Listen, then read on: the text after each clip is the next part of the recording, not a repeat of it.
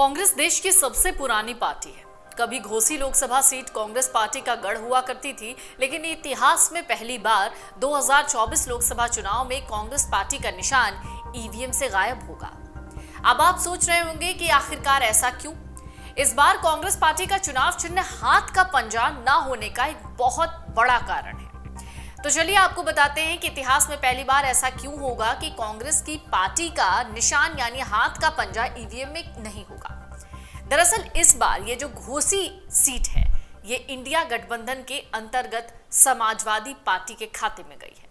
इस सीट के लिए ऐसा पहली बार हुआ है कि कांग्रेस पार्टी के चुनाव निशान पर कोई प्रत्याशी चुनाव नहीं लड़ रहा है। आपको बता दें, कांग्रेस पार्टी के लगातार घटते जनाधार को देखते हुए ये सीट कांग्रेस ने अपने सहयोगी दल यानी समाजवादी पार्टी यानी अखिलेश यादव की पार्टी को दी है। साल 1957 से 2019 तक 17 बार घोसी में हुए लोकसभा चुनाव में केवल 4 बार ही कांग्रेस इस सीट पर कब्जा कर पाई। घोसी लोकसभा सीट से केवल कल्पनाथ राय ही कांग्रेस की टिकट पर लगातार 2 बार चुनाव जीते दिल्ली पहुंचे।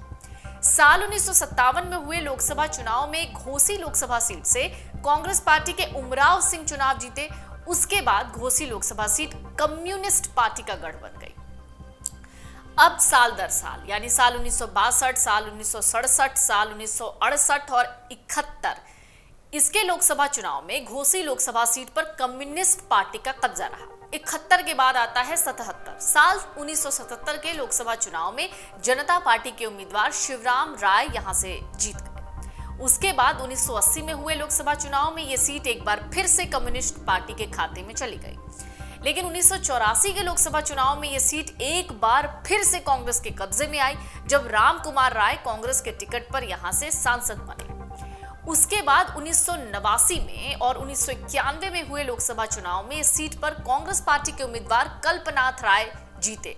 लेकिन 1996 के लोकसभा चुनाव में कल्पनाथ राय निर्दलीय चुनाव लड़े और जीत गए।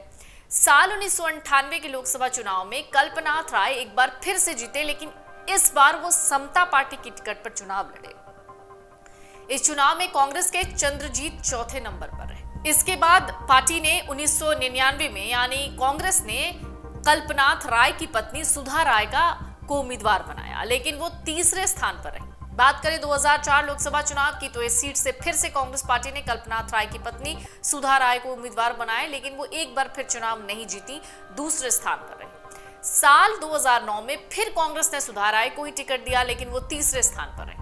साल 2014 के लोकसभा चुनाव में जब चारों तरफ मोदी की लहर थी, तब इस सीट पर कांग्रेस पार्टी ने राजकुमार सिंह को प्रत्याशी बनाया, वो 5वें स्थान पर रहे। इसके बाद 2019 में हुए लोकसभा चुनाव में घोसी लोकसभा सीट से कांग्रेस ने पूर्व सांसद बालकृष्ण चौहान को चुनाव में उतारा, वो भी चुनाव नहीं जीत पाए, तीसरे स्थान पर चले गए।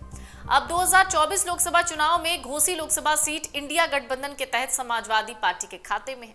इस तरह घोसी लोकसभा चुनाव के इतिहास में पहली बार होगा जब ईवीएम में कांग्रेस पार्टी का पंजे वाला चुनाव निशान नहीं होगा। अगर आप ये वीडियो YouTube पर देख रहे हैं तो हमारे चैनल को सब्सक्राइब करें और बेल आइकन को दबाना ना भूलें। अगर आप Facebook पर ये वीडियो देख रहे हैं तो हमारे पेज को लाइक करें।